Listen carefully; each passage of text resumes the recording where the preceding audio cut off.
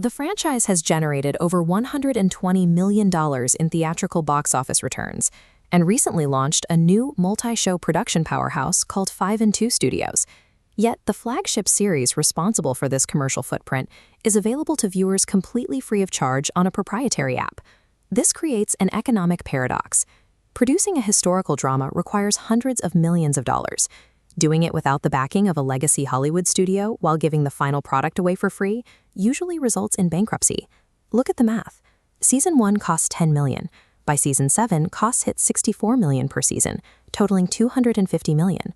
Traditional television uses deficit financing. A network takes the risk, spending $30 million an episode to own the intellectual property. The creators of this franchise refuse to surrender their intellectual property to legacy gatekeepers. Without a streaming network to absorb the upfront costs, they engineered a closed-loop capitalization model. The success of this independent franchise rests on a specific arrangement of alternative capital architecture. The model is built on 3 specific pillars: grassroots equity crowdfunding, tax-exempt nonprofit loops, and tiered corporate licensing. This structure was not present on day one. It evolved sequentially as production budgets grew and the limits of traditional fundraising were reached. To understand the mechanics of 5 and 2 Studios today, we have to trace the flow of capital, starting from the wallets of its earliest retail investors and moving through a network of corporate entities and charitable foundations. The financial origin of the series relied on the crowd. Season 1 was capitalized using a Regulation A equity offering, pulling in $10 million from 16,000 retail investors. For Seasons 2 and 3, the production shifted tactics. They used a pay-it-forward donation model managed through the Angel Studios app, asking viewers to voluntarily fund future episodes. This flow map shows the early system. Retail donors funded the Angel Studios app, which filled the Season 2 and 3 budgets. But when faced with $40 million budgets for Season 4 and $64 million for Season 7, the donor funnel bottlenecked. Generating $281 million in gross brand revenue over its lifetime via Angel Studios was a record for the format, but relying on individual retail donations to cover exponentially rising production costs was no longer viable. The production hit a ceiling. Scaling up required institutional-level capital, but bringing in venture capitalists would mean surrendering equity. They had to access that capital through non-traditional means.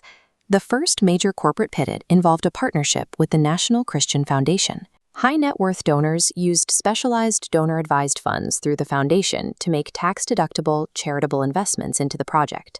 This pool of tax-exempt capital was deployed to build a permanent $20 million physical production complex in Midlothian, Texas.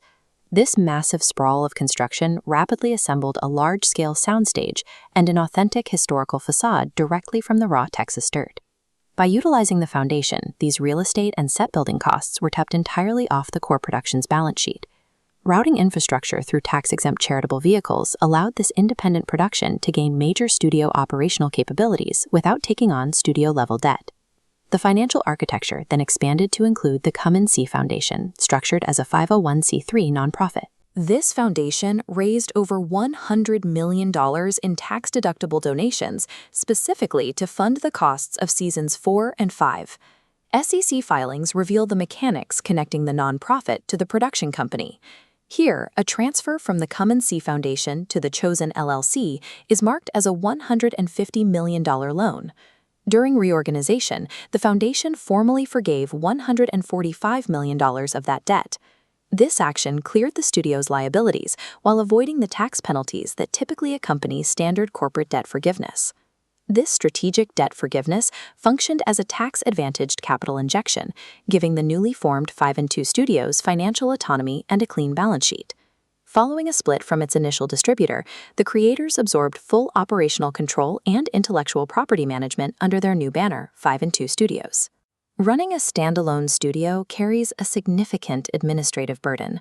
SEC filings show an $11 million year-over-year jump in general and administrative expenses.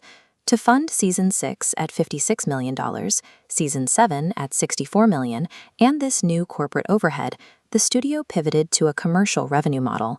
They engineered a timeline to maximize revenue, starting with a premium theatrical run, moving to an Amazon Prime exclusivity window, and finally releasing on the free app.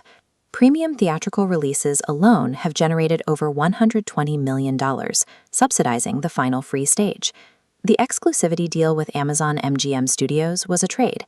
They gave up a 90-day window in exchange for upfront capital and global marketing power.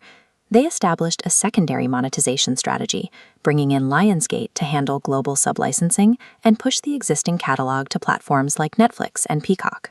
By embracing premium theatrical windows and corporate licensing, 5 and 2 Studios subsidized its overhead while maintaining the free-to-watch promise for its core user base.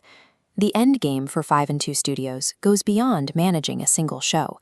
They are transitioning into operating a permanent, multi-property biblical universe. Their commissioned slate includes a direct sequel series called The Way of the Chosen, historical epics focused on Moses and Joseph, and an animated series targeted at youth. They are also moving into unscripted reality formats, developing a survival spin-off. To broaden the demographic appeal, this ecosystem is integrating A-list crossover talent. The inclusion of figures like Bear Grylls illustrates the caliber of talent now operating within the 5 and 2 universe. The retail donations still flowing into the company now capitalize the research and development, administrative overhead, and intellectual property expansion of a major independent studio.